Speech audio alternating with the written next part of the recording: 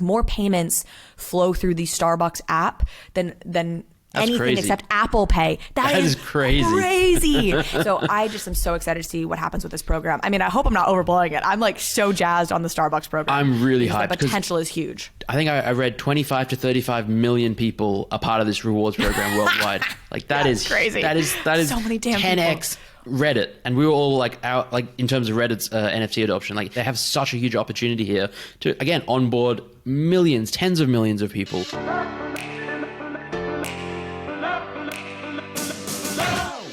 Hello everyone, GM. Welcome back to another episode of Overpriced JPEGZ and your weekly recap episode with our favorite recurring segment, Moment of Zeneca. Zeneca, thank you so much as always for joining the show here. Thank you so much for having me. It's been, I don't know how long it's been. It feels like forever, but maybe it's been a couple of weeks. Maybe I know, who knows? Yeah. Time in this space moves in weird ways, and we've both been traveling and doing things and family, so it's always hard to know. We are, of course, going to get into all the good stuff that happened this week, and at the end, I'm going to air 20 minutes of an interview that I did with Ian Rogers, who is the Chief Experience Officer at Ledger. I'm sure folks know Pascal Gauthier, who's the CEO, the Chief Executive Officer at Ledger. I asked them about how confusing it is to have two CEOs, and because there's a big announcement out of Ledger this week. I am in Paris actually as we record this at the Ledger Open conference where they announced their big news. So if you've been curious about that, if you've been following that story, we'll have some great content related to Ledger and their announcement at the end of this program. So it's going to be a little bit of a shorter one for you and me. We'll talk about the markets. There's been lots of news, so we've got lots to talk about. But before we get into all of it, we do need to hear a word from our amazing sponsors who make this show possible. When it comes to NFTs, convenience often wins over security, despite scams being everywhere. Brands and artists have no other choice by complying with big marketplace terms and weak security because no good alternative exists. Which is what prompted Ledger to fix the problems of NFTs themselves and launch Ledger Market. The Ledger Market provides an end-to-end secure NFT experience for brands, artists, and users, enabling true ownership and control over NFT assets, from minting to storing. Ledger Market secures NFT projects via Ledger Enterprise, keeping you protected from phishing attacks and scams. And the market directs users to Ledger Live, where they can transact with a contract directly, giving clear signing details instead of blind signing and praying. Don't trust, verify with clear signing from Ledger Market. Stay up to date on the latest drops and marketplace updates by following Ledger on Twitter and joining the Ledger Open Discord, which is linked in the show notes below. BUENO is the NFT toolkit you need to launch your digital collectible on the blockchain without coding. Every step of the NFT creation process, from generation to mint, all taken care of by the BUENO NFT toolkit. With BUENO, you can load up your art layers, reorder the layers, tinker with rarity, everything you need to make your NFT project a reality. BUENO even allows you to mint your tokens on the blockchain with zero code and offers advanced minting logic like linking allow lists, airdropping tokens, and on-chain royalty configuration. As a part of their launchpad, you'll get access to forums to run surveys, email collection, and build your pre-sale list to make sure you are hooked into your own community. BUENO is full of powerful tools you need to build the most expressive NFT project possible. So go to bueno.art and start building your own collections today. All right, let's start where we always do. Quick run through. How you feeling on the markets? How you feeling sentiment-wise? Broadly, hit me with it. Yeah, I mean, obviously still in a bear market. Nothing much has changed. I was thinking back earlier to like this time last year when I think we were in what we thought was a bear market, and it just, it's so crazy to experience an actual bear market. It's been going on for like 8 months. I think April was kind of the peak of this year, and then it's been kind of downhill since there. But I think we're actually seeing some life in the market, which is kind of good to see. We see several projects popping off. Obviously, Tim Ferriss launched Cock Punch yesterday. Sold out at 0.3 ETH. It's just sitting at like 1 to 1.5. It's been hovering between there. Not surprising. Tim Ferriss is an absolute giant in the world and in the space, and so that's good to see. Pudgy Penguins have had a meteoric rise in the last like week or so. I think they're up to like 4.5 ETH from, they're hovering around like two-ish for a while. We've seen over on Solana, D-Gods, Utes, they're all just hitting all-time highs. Sappy Seals are having a moment. I saw Fluff World is having a moment. There's a lot of all excitement. Due to my Aaron McDonald interview that aired, I'm sure. 100%. Yuga assets are kind of, with staking going live, things that there's like in the run up to that, there was some positive movement. Azuki's doing well. CloneX, Artifact has had a rough week, but they're the one ecosystem that's not doing so great. Valhalla revealed, and actually the prices have kind of gone up, or like at least stayed the same. It didn't have the post-reveal massive crash like most projects do. Yeah, so. I have to say, I was at Art Basel and I recorded a podcast, the recap from Art Basel last week, and it definitely was like a more subdued Basel. I didn't go last year, but from what I've heard, and parties didn't feel as packed, and you could argue maybe that's bearish, but the truth is, like, with all that said, like, I'm kind of feeling optimistic. Like, dare I say, like, things feel, I don't know, exciting again, and I just think there's so much movement, and there's so much movement on the like serious players side, which we'll get into. I mean, what Stripe's doing, Starbucks Odyssey has now launched in sort of beta mode. So we'll get into those things, but I just am feeling like my spirits are high. Maybe it's just because I'm in Paris, city of love. I'm like, everything's great. But I feel excited. Ledger's moves, a serious player doing serious things. So let's dive into some of that. Let's start with Stripe. I know you're stoked about this. It's huge.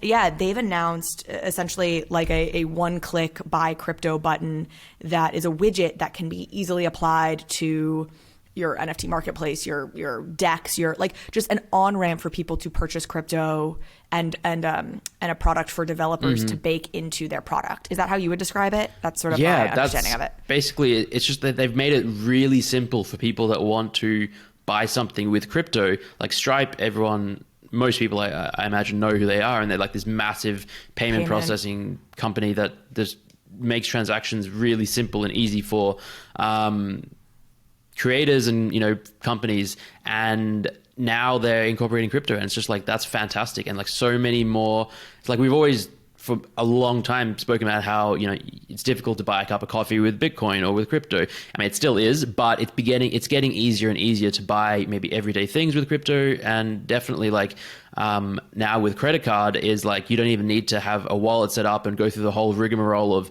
funding it, self-custodying, and going through an exchange. It's just through Stripe, and it's, I think, a really positive step towards mainstream adoption. Obviously, there's still some kinks and hurdles and all that. It's not like 100% there yet, but it's a really bullish sign, I think. The big piece of this to me is also, then they're handling like KYC, fraud, compliance, like they're doing all of that work that in theory should make it feel safer to like regulatory bodies. Like they're handling a lot of that back end stuff that I think has kept businesses from wanting to get into this business, because they're like, we just don't understand the regulatory environment here. If Stripe's willing to take some of that on and take some of that, like those pieces now, the sort of maxis in the space, or like, privacy, or et cetera. Maxis aren't going to love this, but you and I aren't concerned about that. We want mass adoption. And like, I'm a realist who understands that this shit has to happen for mass adoption. Where is Stripe custodying assets? I actually don't know. I haven't. That's a big piece of this that I don't fully know. I know they've rolled out with like Magic Eden and some Solana dexes. So it's just all these puzzle pieces. I think this is going to be my takeaway from the Ledger piece as well. It's like we're starting to see these pieces that together add up to something really big. Fonz, Token Proof founder, CEO, is here. Exactly. Been hanging out with him a bunch. Love Fonz, love Token Proof. When I think about what Stripe's doing, like easy crypto payments, or easy crypto, kind of buys. I think about Token Proof, like point of sale potential technology, where if you hold a certain NFT and you go into, I don't know why Victoria's Secret is the first one that's popping into my head, but you go into Victoria's Secret and you're looking to buy something there, and if you hold a World of Women token, you get like all these sort of point of sale, being able to buy and sell pieces, user experience, ease of use. Like you add all this up, and that's when we wake up one day and like we are living in the world that we all have been anticipating we're going to live in, and we're right. God damn it! And the skeptics must bow down because we are vindicated. We will prove them wrong. Yeah. My bags will be worth something again. Okay.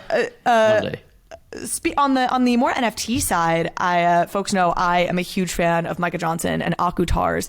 They had a cool announcement. I think it's sort of a pre-announcement at this point, but Micah basically announcing they're partnering with Instagram again in the vein of serious companies making serious plays in the space. Micah's partnered with Instagram. They're going to be releasing story-driven NFTs that are part of the Akutar universe. We don't have a ton of details. I don't know exactly what story-driven NFTs mean in this context. Presumably as they contribute to the lore, as the lore changes, the NFT change. I don't know exactly what it's going to look like. But what does excite me about this is everybody who listens to this show knows I love Akutar. I think it has that spark that could be major franchise IP. I could see kids around the world and families around the world going to see an Aku movie and it being meaningful. So like that's always why I've been bullish on them, is because I can see that vision for them, and I love Micah. But also content is moving so vertical. You know, like if you were somebody who grew up wanting to have your own TV show, like you can do that now on social and have a bigger reach than you're going to get if, you know, ABC picks up your show, certainly, but in some cases probably more than even if some of these streaming platforms picked up your services, and Peacock picked it up, right? Like, you know, and so I love that Akutars is seemingly exploring the vertical content side of things, as well as we know they're you know, developing stuff for the big screen. They're like paving their own path and showing like proof of concept, showing what's possible with NFTs and a vision and creativity, and they're doing it in a way that is. It's just so, it's like, it's with the community. They have such a strong community and the supporters. Like we saw what happened, the terrible, unfortunate event with their contract. You know, I think it was like late last year, earlier in this year. 20 million, however much money got locked up. Yeah. It was awful, but you know, they had so much outpouring of support from the community members. It wasn't like raising pitchforks, rah. It was like, oh my God, we're so sorry this happened for you. And they're doing this, but at the same time that they're partnering with like massive brands and establishments and really just, becoming a force to be reckoned with. So very excited to see where they go from here. Yeah, and this making content for social, I think is great. I love to see it. It feels very Web3 in some ways, in the sense that both, I think, vertical content and Web3 are kind of the cutting edge in the next, the way the world is moving. Not that, I mean, vertical content's been around for a while, but you get the point. Okay, Starbucks Odyssey loyalty program rolling out to select beta users, I believe today. We are recording this on Thursday, December 8th. This will air tomorrow, December 9th. I am having the team on the podcast next week, and we're going to try and air it next week. So we're going to talk to the Starbucks team. Forum 3 is the company that's doing this for Starbucks. Adam Brotman is their CEO, founding member. He ran Starbucks digital program for years. My understanding is he ran it during the time that they unveiled the Starbucks app, which as I've mentioned on this podcast before, I have learned is the second biggest payments app. I don't know if I'm getting that precisely correct, but like in the US, like more payments flow through the Starbucks app than anything except Apple Pay. That is crazy. and it's because, and I say this all the time, loyalty programs make so much sense in the context of coffee or whatever your morning drink is, because that is something you do habitually every single day.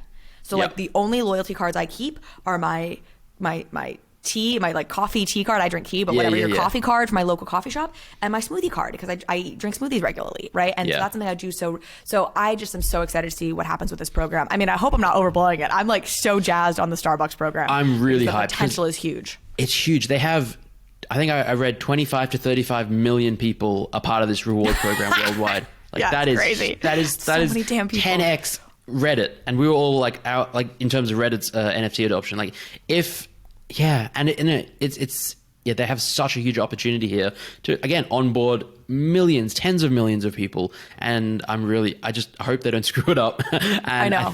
I think that they won't. Like they seem like they're taking a really smart approach to it. I'm really curious to see how it goes though.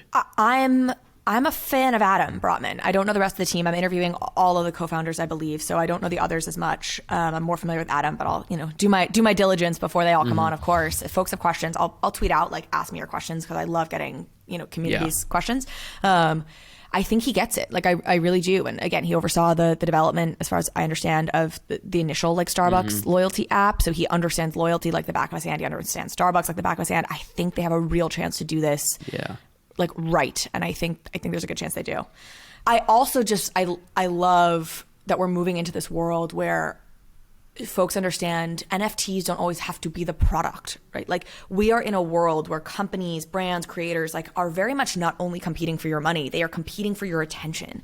And I see this in the gaming world. Like I've been talking to a lot of game developers and this was a shift that happened. I mean, it happened a number of years ago where game developers and publishers stopped just thinking about like, how do we make money on users and started thinking, how do we retain them? How do we keep them in our game longer? Because it's getting so much more competitive. And I say this all the time, but that is the backdrop against which NFTs make so much sense because they are tools for curating, creating unique experiences for fans and audiences, which means greater retention, which means, yes, down the line, they buy more of your lattes or whatever. So in this Starbucks case, I think, these aren't NFTs that they are selling is my understanding, right? You're earning these and they're using them the way I think primarily most NFTs should be used, which is to keep you engaged, to keep you thinking about Starbucks, keep you on the Starbucks app. And then sure, down the line, you end up buying more lattes because of that or whatever you end up buying from them. And I think they are such the poster child of that phenomenon, which is what I want more people who don't understand NFTs to understand. Like that is the key. I think people are just missing that insight.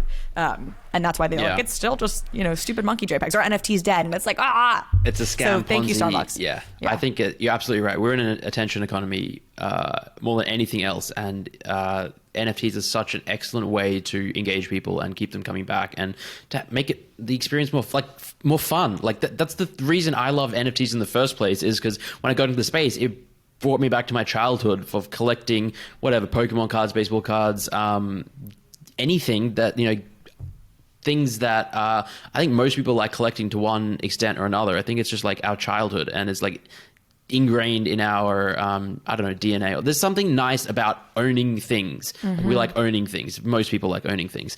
And now we can do it in a digital sense. And it's just so much more real having like an NFT that you own in a wallet that you own and control versus a JPEG that you right-click save. And ostensibly, yes, you can look at them and appreciate them the same, but knowing that you have ownership over it, control over it, there's provenance, there's all that good stuff, it just makes people care more. Yeah. Yep. The what may look similar, the how makes all the difference. I think we talked about that on a space. I think you were hosting a space and I said that because of somebody who's heavy in like consumer investing who said that to me. And I was like, that's such a good way of putting it. Like so many consumers are like, I don't really understand. I can already do this. And you're like, the what to you as a consumer may look similar to what you've experienced in the past. Again, having this JPEG, you can look at the JPEG, whether you own it or not, but the back end, it makes a difference. And ultimately 100%. The whole world is going to come around to that. So speaking of all this, our next piece of news, we have Animoca brands, which of course very well known in the space, investors in the Sandbox and Dapper and Flow and then Other Side and Yuga. I mean, like everything. I feel like they're like A16Z. It's like they just feel like they touch everything in the damn space. And they are setting up they're targeting like a $1 to $2 billion metaverse focused fund. They haven't actually raised the money for it yet, but that's their goal.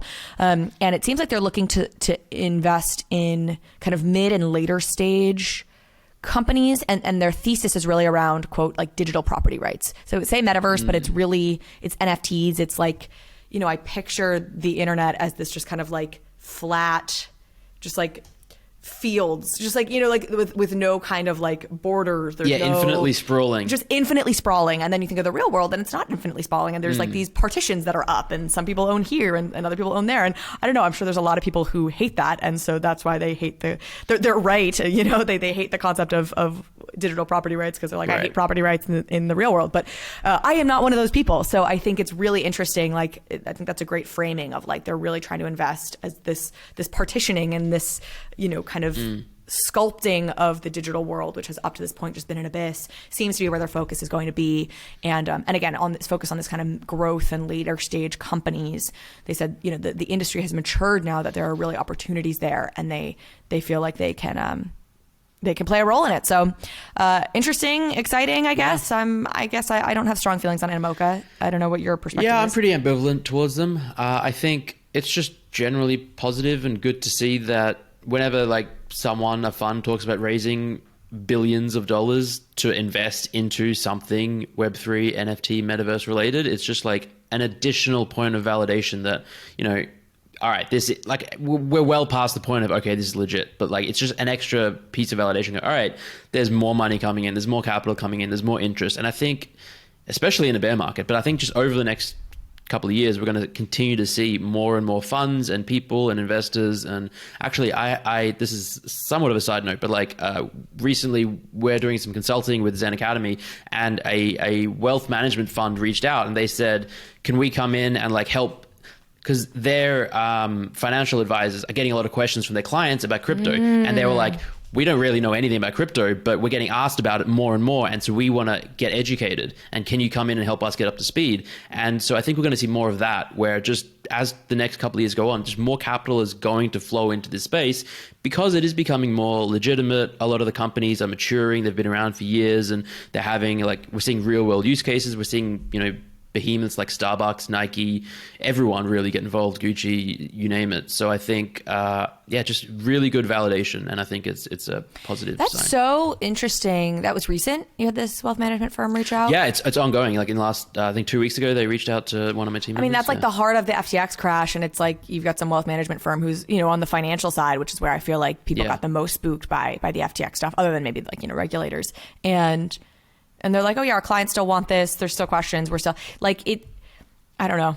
Again, I'm optimistic. Like 2 weeks ago, I feel like I was more down in the dumps. Not like I'm never like too low on this stuff, but you know. No, I feel that. A lot of people were saying, feeling excited now. This FTX thing is like, oh, it's going to set us back years. Yes. And I was like, I mean, I get it's really bad, but like the price has held up decently. This is maybe not that. Obviously, it's terrible, but years seemed a bit overblown to me. But these were really smart people saying it that I really trust and respect. So maybe they're right, but the current feeling for me as well is more optimistic and like. And I had sort of chalked it up to like the folks I felt like were saying that were more on the DeFi side. And so I was like, you know, like I don't think it's having as much of an effect on the NFT side. No. You know, brands are still doing everything they were going to do with NFTs and things like that. But I was like, all right, maybe the DeFi side feels this and they're probably right. But now I'm like, I don't even know. Like I feel, again, like that's why having a wealth management firm come to you felt so striking to me. Because I'm like, that's institutional finance. Now I don't know what this fund is, obviously, or how maybe renegade they are within the world of finance, but very interesting.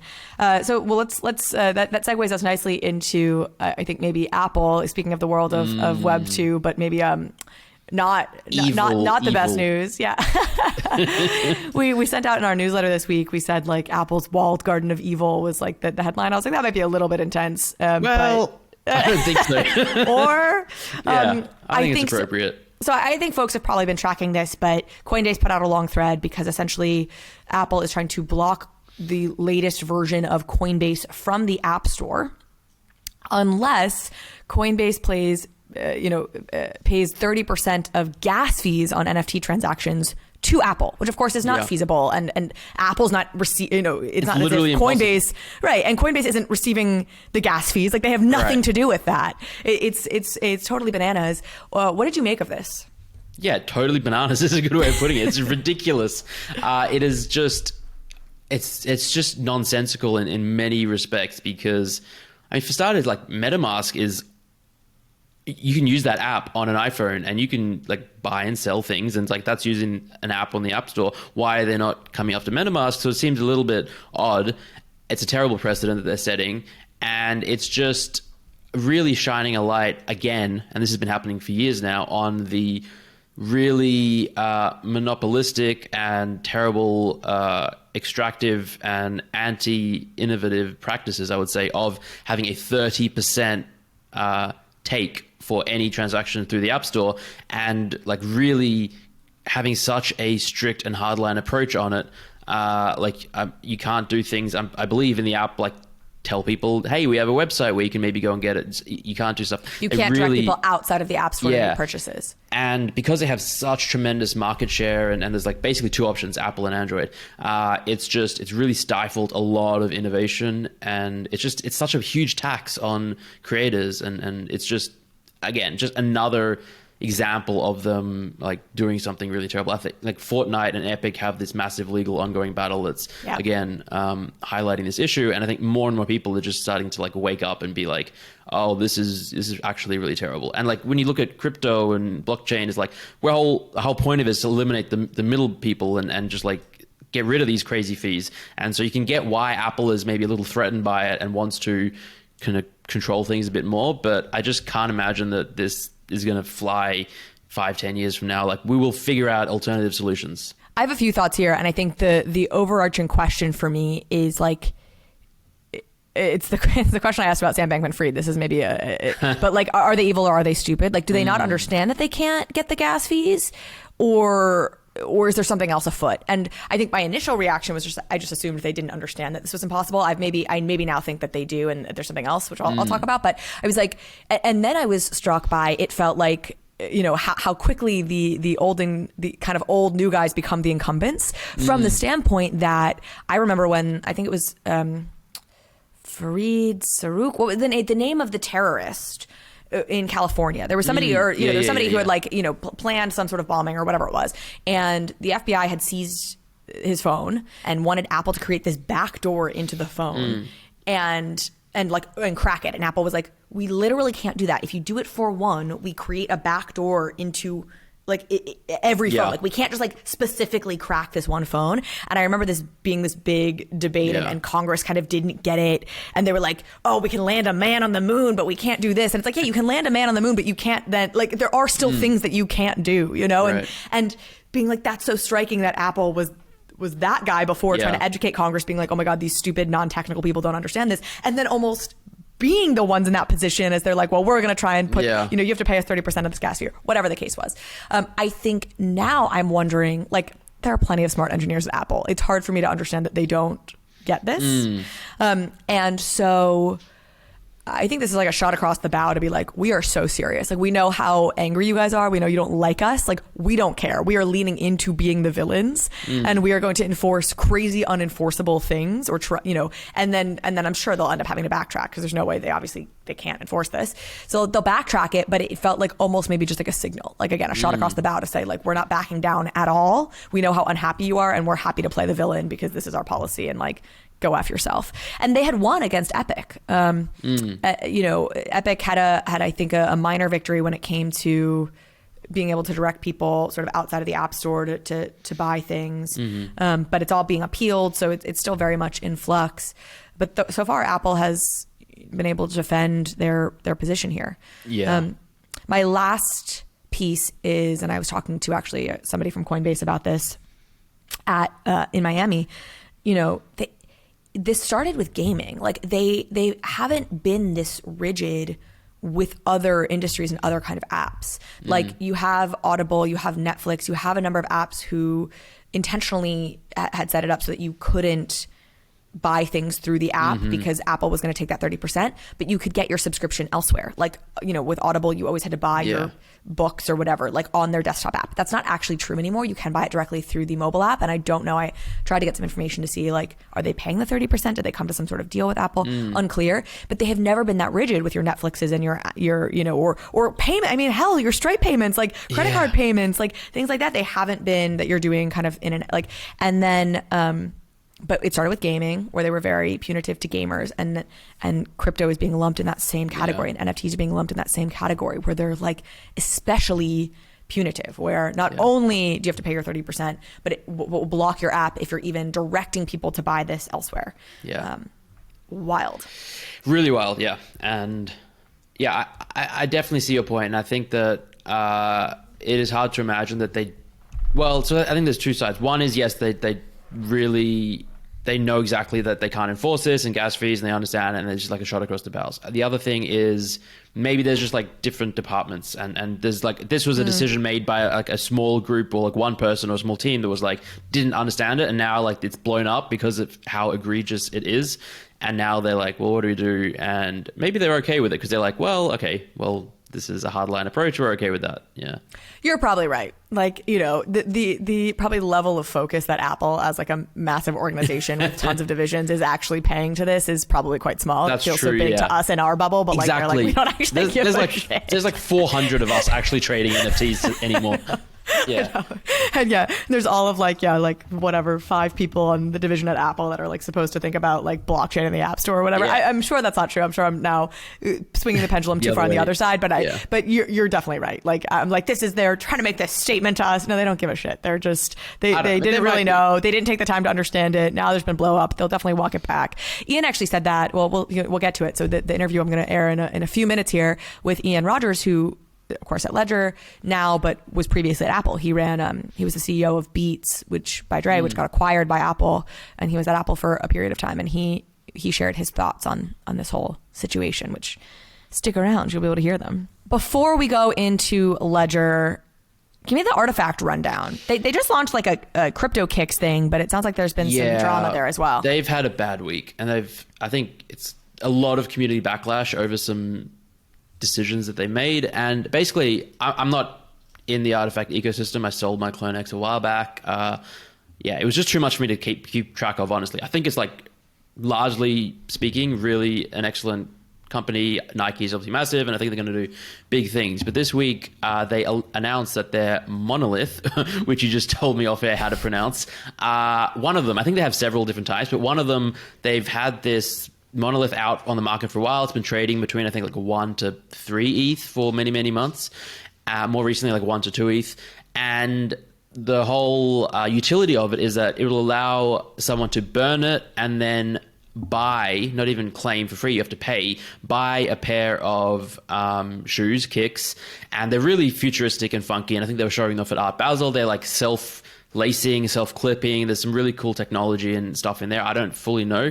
But what happened was that these NFTs have been tradable on the open market for a long, long time. They announced that, hey, we're launching this, burn mechanic. You can now burn it and go and buy a pair of shoes. So for starters, the cost of the shoes, I think, is $600 or something like that. So you pay 1 ETH, 2 ETH, whatever, or if you had it airdropped, but a lot of people paid money on the secondary market. And then you have to pay $600 for the pair of shoes. People were like, that's a bit of a slap in the face. It's not ideal. Then they say, it's only available to people in the US. And so Web3 NFTs is very global. And there's a lot of angry people all around the world, very understandably, who bought these things for 1 ETH or more, 2 ETH. And now all of a sudden they're like, oh, you actually can't use this utility. There's nothing, sorry. And so the floor massively dumped. I think it went down to like 0.3 or something like that. And just infinite FUD and outrage, and I think justifiably so, especially because, there was no warning. They didn't say 6 months ago, oh, this is the utility for this is going to be US only. In the future, we'll do something for the rest of the world. No, it was complete radio silence and then bombshell drop. And so tons and tons of backlash. I think they've obviously gone into damage control mode. I think they airdropped another thing and they said this will be for everyone or something like that. But it's been a rough week for the artifact ecosystem. And actually, I've seen on Twitter a lot of sort of big whales who own large amounts of CloneX and artifact NFTs have been like, this is the last straw. I'm selling my collection. Make me a reasonable bid, and I'm done and dusted. And I think there've been a few missteps. And Jamie, who's co-host of my other podcast, Two Bored Apes, or my podcast, Two Bored Apes, he said when the list was going out, he was like, well, it's just shocking that Nike treats people as customers. When if you put it like that, it's like, it's like Web3 and NFT communities is it was so community forward for a long time. But once we move into this area of whether it's VCs or a massive giant Nike coming into the picture, they obviously want to make money. And how have they historically always made money? It's by selling things to customers. And so it's sort of now it's so they're selling these shoes for $600, and they don't quite get it. And so I think it's Artifact, Web3 native, absolutely fantastic, company, team, project, everything. But then there's I think been this shift ever since Nike kind of took over or acquired them, that I think a lot of people have been all right, final straw. They're doing a lot of cool things, but it's a bit much. Well, and here's the trade-off to the point of, Nike treats people like customers. Okay, haha, fair. But then what you expect in return is a level of planning and professional comms that should then be the positive side. And to not have had the foresight, either they literally forgot to tell people that this was only going to be available in the US, or when they got deep enough into the process, they realized during the process. But that just feels like poor planning. How are you announcing something before you've realized there might be a snag like that? That's what should be fixed because you're with Nike. Yes. And if you're not getting either, you know what I mean? If you're getting the we're last minute running, pulling things together, kind of pulling things out of our ass. If you're getting that side of Web3, and then the extractive kind of customer pricing, whatever of Web 2. You just have the worst of both worlds. Exactly. And it's like, I could understand this from like a small startup in America where they're like, yeah, we can only ship locally because of, this is Nike. They have this, probably one of the most sophisticated like logistics pipelines of any company in the entire world. And I guess for like some technical reasons, the technology in these shoes, security, whatever is just not, they're not able to ship it, but they definitely should have understood this earlier in the process and have communicated it. And yeah, it's just not great. Wild. Well, anyway, I'm with you. I think that's a talented team. I think every major project, you cannot get to a project of that scope without having like a ton of FUD at some point, you know, like every major project. I mean, except Zen Academy, you guys have been like so drama free and just like a steady climber. It's reflective of the personality of its founder, just like steady, smart, talented, executing. I'm humbled by the community and the team. It's such a collaborative effort, but no, you're right. And I think, you know, people say that. I'm like, wait till we actually get to the PFP. We will get, I'm sure we will get FUD. Like at a certain point, it's inevitable. Right, It's like that, you know, you either die a hero or live long enough to see yourself become a villain. Like Yuga this year has had Other Side was a massive big thing. And there's been a bunch of fight around staking and a lot of people are unhappy. And, you know, last year they seemed untouchable and now it's like, oh, okay, they are human. And so I think everyone, once you sort of, never meet your idols or like take off the rose-colored glasses, and when it's not a bull market, it's like, stuff happens. I always say it's less important that stuff goes wrong because stuff's always going to go wrong. It's how a team like responds to that and what they do. And I think the Artifact response, from what I can understand, seems like it might be reasonable, airdropping a new thing and hopefully moving forward and owning it. The Yuga response to Other Side, on the other hand, blaming the Ethereum blockchain, that was terrible. Bizarre, and so bad. Really bizarre. So anyway. All right. Well, with that, I think it's time to turn it over to the conversation that I had with Ian and Pascal. We'll tee it up, though. You know, I'm here in Paris, so I have the kind of bubble perspective of Ledger Stax, which is the new product they've announced. Have you had a chance to look into this? Do you have thoughts on this, Zeneca, before we headed over? I've only looked into it a little bit, but it looks super cool. It's like, it kind of looks like a smartphone version of a hardware wallet where it's like touchscreen and there's some really cool functionality. But like, that's like the extent of my knowledge. What's the... I think that's exactly right. I will say, first of all, being at the conference, it definitely has an early Apple Steve Jobsian vibe to it. Like you could tell in the way that they were setting up the presentations. You know, it had that feel of like simple, we've really thought about the language we're trying to use, we're going to just flash some images. And they made a direct reference to Jobs. Tony Fadell, who designed this latest Ledger product, designed the iPod, like was the chief architect behind the iPod. So, you know, you couldn't avoid, I think, references to Apple in that. And Ian said they were looking for their iPod moment and that this was it.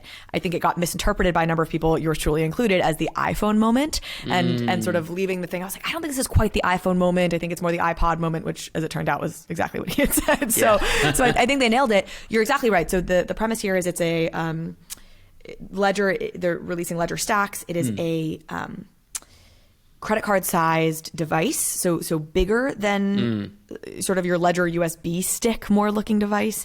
Touch screen. They stack on one. They have that ease and like sexiness of an iPod. You know what I think Apple did so well was they made MP3 players feel cooler, sexier, like high status. And I think that's written all over this, where you know, they click. They talked about how they have a lot of Ledger users who have multiple different ledgers. Business account for their all these different accounts.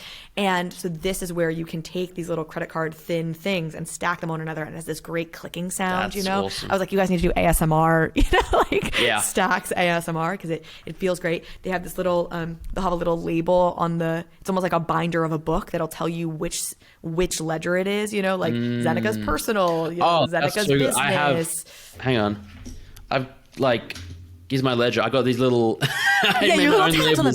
Exactly. So I think what they've done here, perfectly is address the concerns that everybody had, which is like, I need a bigger screen. It's so annoying. I'm hitting these little buttons, looking at this like little screen. Yeah. I have so many of them, and I'm trying to keep track of which one is which. I mean, I have tape. My version is I do tape on them. I do a duct tape and I write something on them.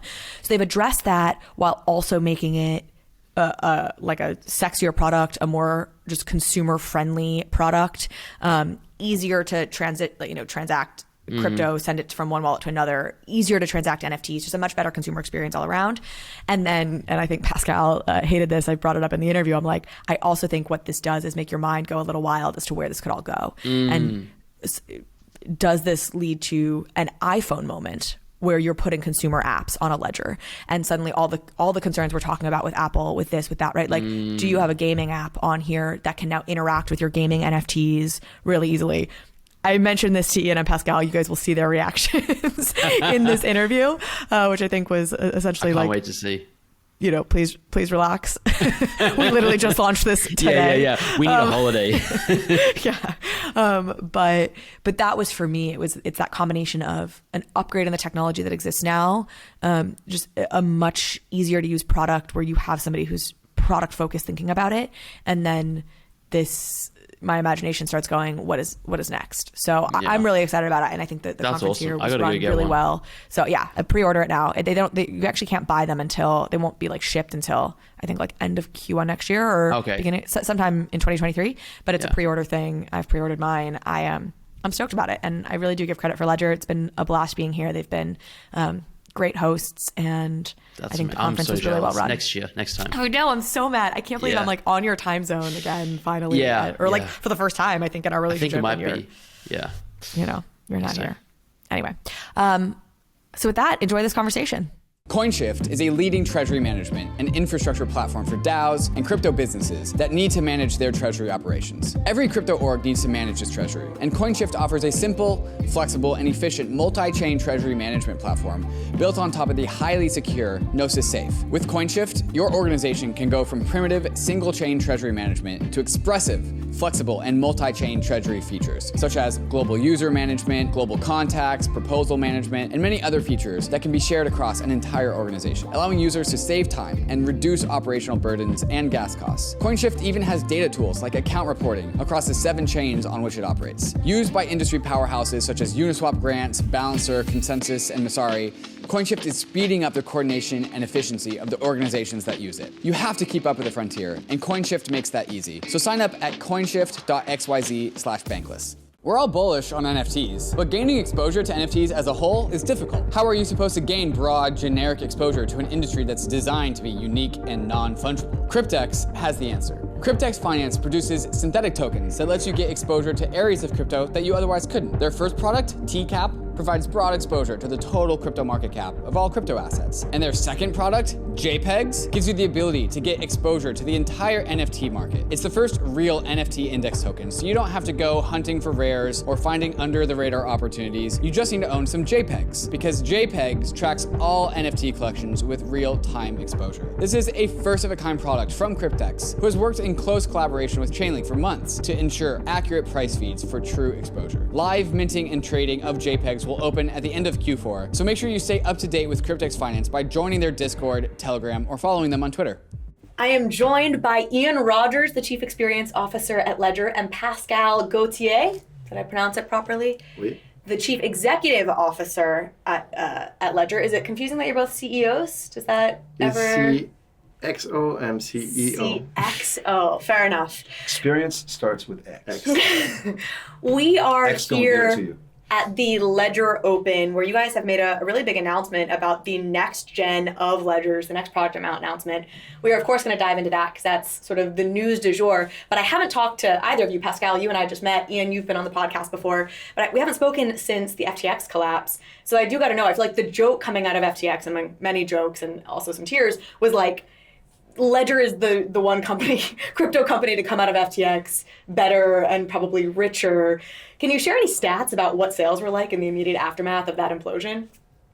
Yeah, I mean, I don't think we're the only one, but definitely, I think the FTX collapse has pushed back the narrative in the space. That is the right narrative of not your keys, not your coins. And so therefore, people turn to us for a safe haven. And so it has pushed like a lot of users in November, especially in November at the FTX Collab plus Black Friday. And so as a result, November was our all-time high in terms of months, in terms of week and in terms of day. So November has been fantastic, and it's paved the way to the launch of Stax today. So yes. And the joke I was making is that, a year ago, pitching self-custody, it's like trying to pitch people to be vegan. Like they know you're probably right. Yeah. It's probably healthier, but they're like, come on, man, have a hot dog. They're like, oh, come on, there's these great places like FTX where, it's really easy and the trading is cheap and, okay, and then now they've realized that they're, no one is too big to fail, right? I have like what was that bad vegan documentary? I have some sort of like bad vegan joke I'm trying to make, but it's not clicking yet in my head of like, the kind of fraud. I also, again, obviously Stax will be the main focus here, but because I have you here, Pascal, something that I think is really striking about Ledger, and you feel it being here, is you guys have you're really building a brand identity that is real and kind of edgy, which I think is not necessarily intuitive or was not necessarily inevitable for like a hardware security company. Like you could have just been like, hey, here's the tech, it's the best out there, done. But you're really trying to build an identity and an art, et cetera, et cetera. Was that the plan for you from the beginning? Did you always know you needed this to have strong branding? And how important is that for you? So sure, no, it was the plan, and the way they describe it is exactly right. Like engineering companies usually get it wrong because they're like, oh, here's the tech, and then go with it. But actually, this is not what an experience is. This is not what a product is. But then look at us, look at Ian, look at me. Like, who do you think is in charge of experience in this company? I don't look at those rings. Okay, well, that was the kickoff. I was like, this was not just an Ian Rogers thing. This man had this from the beginning. No, but it's true. Business up top, rings on the. But then Ian was me, and so Ian was a friend. We're in Paris. We're discussing this, and so we were discussing how do we get Ledger to a more consumer business, to the masses. How do we make it cool? How do we bring it into culture? It was a great discussion that was with Ian, right at the beginning. I remember we're in my kitchen in Paris, we're drinking tequila and, having that discussion, which was, super interesting. And I knew that Ian was sort of cutting edge on these topics. Like, he's been, his resume speaks for himself, but also he's had all these experiences. And I told Ian, like, look, with everything you've done in the past, Ledger will be your best job because it is a summary of everything you've done in the past, and now you can exploit it to the maximum. So I think it's actually, first of all, you're right. The credit goes to Pascal because it was not my idea to have the title Chief Experience Officer. And what Pascal saw was that, when you buy an Apple phone, you're not buying a piece of hardware. You're buying into an ecosystem. You're buying an experience. And the complexity of the world of digital assets is similar, right? If buying a piece of Ledger hardware, it's not just a commodity, right? It's actually an experience that brings you a secure digital asset experience to your phone. Now, the bigger thing for me, I was super lucky because I dropped out of grad school in '95, went on tour with the Beastie Boys, like we talked about on your episode previously. But what I've been doing is sort of watching how does technology change culture. And working at LVMH for 5 years, I saw something really interesting. I saw this difference between creative directors or fashion designers. And I saw that there was this difference where some of them were about collection, and some of them were about connection. In other words, like some of them, they made these clothes and then they were like, oh, somebody should sell those, right? And some of them were actually more, if you think about Virgil Abloh or Jonathan Anderson, these guys are much more about what is all of the culture that goes around me as a designer, the brand, the products, right? What am I a part of? Am I a part of the sort of skate culture? Am I a part of, Jonathan Anderson I love as an example because he's not streetwear like Virgil was. He works with photographers and ceramicists, but then he'll also work with Converse and Uniqlo. And I love that somebody could kind of have that and you see what it does, because I think the internet has fundamentally changed culture. I grew up in this mass culture world, and now, we live in a world of smaller communities. There is no such thing as crypto, right? There isn't such a thing as NFTs. It's a bunch of little communities. There's a vibrant Bitcoin community. There's an Ethereum community. Look at the Solana community. Like even after what's happened to them, they're hanging together as a community. It's pretty impressive, actually. And then you have, all of the different NFT communities. So I think that's the challenge. It's no different. I don't think it's any. I don't think what we're doing is any different than what Louis Vuitton is doing. And it's not because we make the same things they do. It's because we're making things that people love and people desire, and they fit into like different places in culture. So then the question is like, how do you connect with all of those different people in all of those different places? The thing I love about Ledger is it's this horizontal. Like same thing I loved about Winamp. At Winamp, I didn't tell you what music to listen to. I just enabled you. Winamp enabled you. Same thing with Ledger. Ledger is a platform that enables you to do anything you want with digital assets across the entire spectrum of digital assets securely. And so now you go, okay, well, what are all of the different communities that we touch? So. You have a fashion background. It feels like you're leaning into Ledger almost as a fashion accessory. Now, maybe this is a little different with the Stax product, again, that we will get there in literally just a moment, but you have the chains that you give out pretty frequently for Ledger. It feels like like by giving it this brand of cool and kind of edgy, it's almost like it has cachet to have a Ledger, to wear a Ledger. Is that very conscious? I think it has cachet to say like, I understand the future and that the future involves digital assets. So I think, just like if you were the first person, to discover Nirvana, you wore that Nirvana shirt with pride, right? So, I think like to me wearing, I love wearing a sweater with a squiggle on it. That is a dope sweater. And then I go into, a dinner party with, 15 people that are, between the ages of say 25 and 50. Right, and you sort of know who's who in the room, because some people are like no idea, and some people are like, yo, is that what I think it is? And I think that's always what we do. To me, it's natural, because I remember being 15 years old, and you go to the mall wearing a Thrasher T-shirt, and someone will walk up to you and be like, hey man, you skate? Because in those days, in the 80s, if you had a Thrasher T-shirt on, you actually skated. Not the same thing today. For the audience, let me tell you, there's a difference between then and now. But I think it is the same thing, right? Like if you see somebody with that, then oh yeah, that person knows what's up. Yeah, and I think, it's a blue pill, red pill of metrics. I think you're in a system where Web2 captures you into, you being the product, and, you own nothing and you belong to companies. And suddenly, you have this opportunity to get back ownership on your digital life. And I think it's a very important moment. And so the red pill extracts you from the matrix. And so Ledger is the red pill. So when you take the red pill, you like to show that you're part of the rebels. I was just realizing too, I've got an NFT on my watch. I have an Art Blocks friendship bracelet. I've got, plenty of dead fellas here. I mean, so yeah, I'm a little maybe. You're red maybe pilled. a little. You're maroon pilled. Whatever's the next. I've fallen off the cliff. Whatever the next step is. Yeah. Okay, let's talk about Stax. This is a really big deal, and you've of course built up this conference in many ways for this announcement. I feel like for folks who maybe haven't, fully caught up, this is a credit card sized device now, not just a USB stick. It is touchscreen enabled. It has that consumer experience-y attention focus. I mean, of course, Tony Fadell, who's the creator of the iPod, is the creator of this device as well. It has the click of the stackability. So it's a huge step up in terms of user experience. Speak to the product in any way you want, but I'll also say, Ian, when you came on the podcast last, we talk about sort of the life cycle of tech and probably of everything. It's sort of bundling and unbundling. Mm-hmm. And we talked about hardware to our phones and how Ledger plays into that. Where do you see this new product within that evolution of bundling and unbundling in tech? Well, this is clearly an evolution of our hardware wallet products. And, this is clearly a companion to your phone and computers. Hardware takes a lot of time to develop and take to market. And so you have billions of phones and billions of computers that are vastly unsecure today. And so you need Stax actually to secure them. So this is what we're doing now. The future of hardware is going to be built in the next, 5, 10, 15, 20 years. I mean, think about Apple in 1980 and think about Apple in, 2022. It's only 40 years, and yet, there is a vast difference between the Apple products of 40 years ago and the Apple products of now.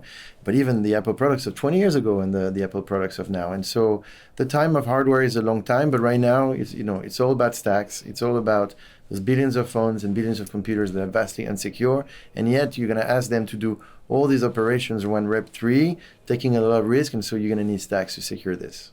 I think the iPod is actually a great analogy, right? Because, I remember 1998 ripping compact discs at the DOS command line, right? And then there were other MP3 players. And then you had the iPod, and we think of the iPod as this overnight success, but the reality is that when the first iPod was released in 2002, Apple had less than 2% market share. It was a $10 stock. There was no iTunes for Windows. There was no iTunes Store. You had to have that evolution. So I think that there's something similar here. It's crypto is not brand new, but it's new to a lot of people.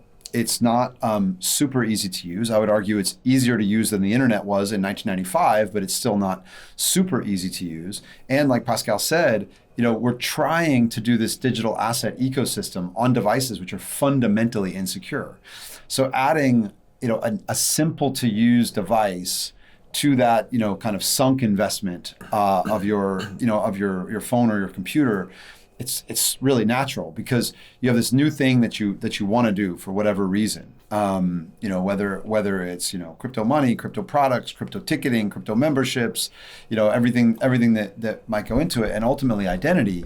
But with all of these things, like security is a must. But you've got this device, and there's 6.5 billion of them out there that are fundamentally insecure. So kind of adding that companion, like you added your iPod as a companion. And like Pascal said, over the next 5-10 years, you can imagine a rebundling, but we know how non-trivial that is. Also, I would say we're going to do it, right? And if you would have, no one would have bet on the iPod as the smartphone in 2002. You would have bet on Microsoft. You would have bet on Nokia.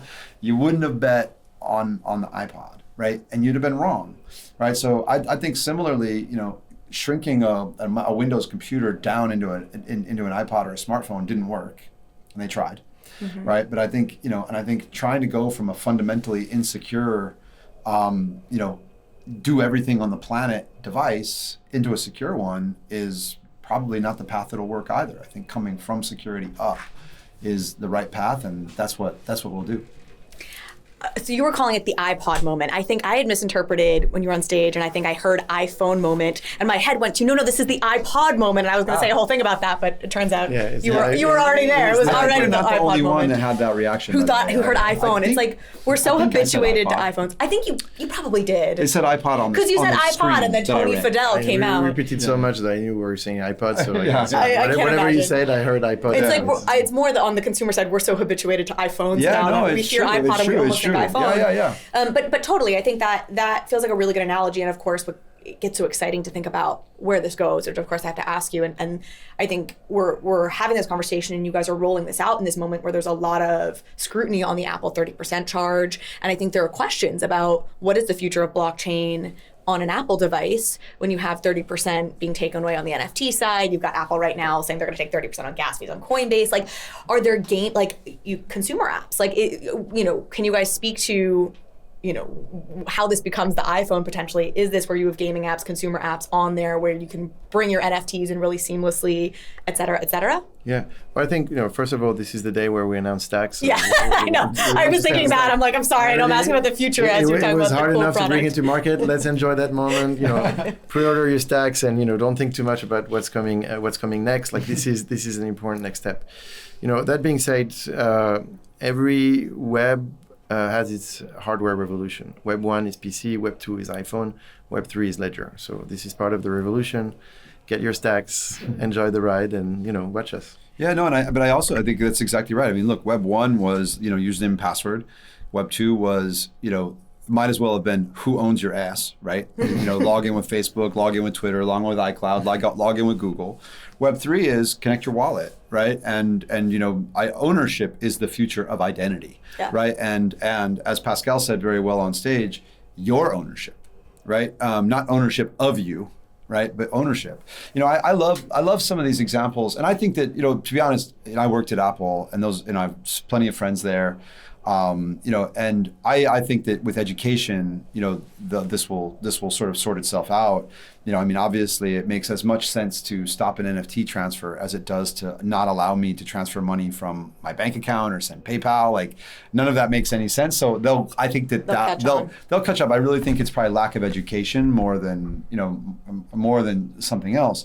That said, I think that to Pascal's point, I think it's, if you really think at that big arc, right? I love what he said about, it being about Web 1 was the PC, Web 2 was the phone, and Web 3 will be your wallet. And I love the example of the concert ticket as something that goes within that. When I was a kid, my concert ticket was a collectible that I pinned on my corkboard.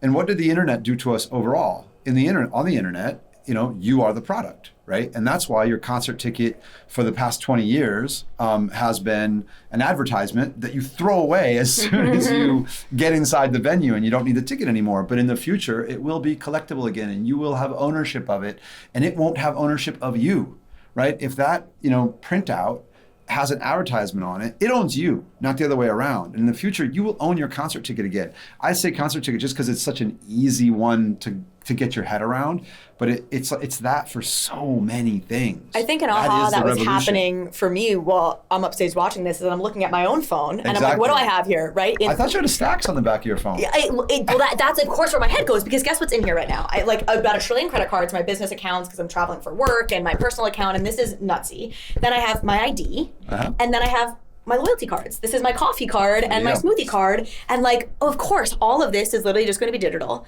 And I'm going to have a Stax. And that's the next product you guys need to make, is an iPhone case that I can stack my Stax on here. By the way, we made one, and I'm not super happy with it, but we'll see where we get to. The experience officer needs it to have a better experience. But it's exactly right. But I'm staring at my phone, I'm like, oh my God, of course. What an aha that I'm I carry all this stuff, I put it on my phone so I don't have to bring a purse around. And I thought Tony did a great job explaining that on stage. He did, but it's very organic, all of this, because it's funny because Tony had this vision and he presented to us and we said yes very quickly, but also this is what it was easy to say yes because this is what everybody was asking for. They wanted a bigger screen, etc., which is why, your haha moment is a bit but of course, because all of this feels very natural, which is why it's probably very good.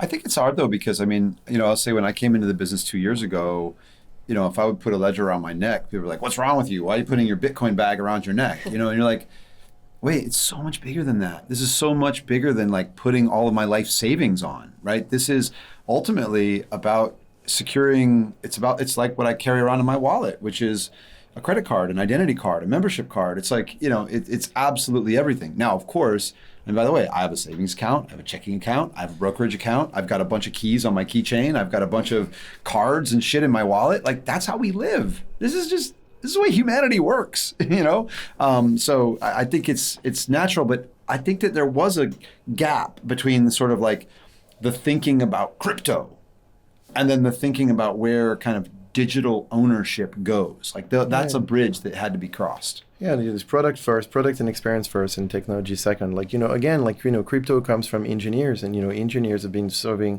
very hard problems, and we owe them Bitcoin and we owe them blockchain technologies. But it's time that companies take the technology, but think about the product and the experience first. And if you think about crypto in general, the experience is not really good right now. The user interfaces aren't really good. It's not very intuitive. It's broken. It doesn't really connect really well with Web 2, et cetera, et cetera. And so we have to fix this collectively, and Ledger is taking a stab at this. Thank you both so much for joining me. Merci. I think 20 seconds before the 20-minute mark, kept you on time. And really appreciate you both. I'm so happy to be here. Appreciate you. I really love your show. Exciting, and Merci. Congratulations. Thank you very much.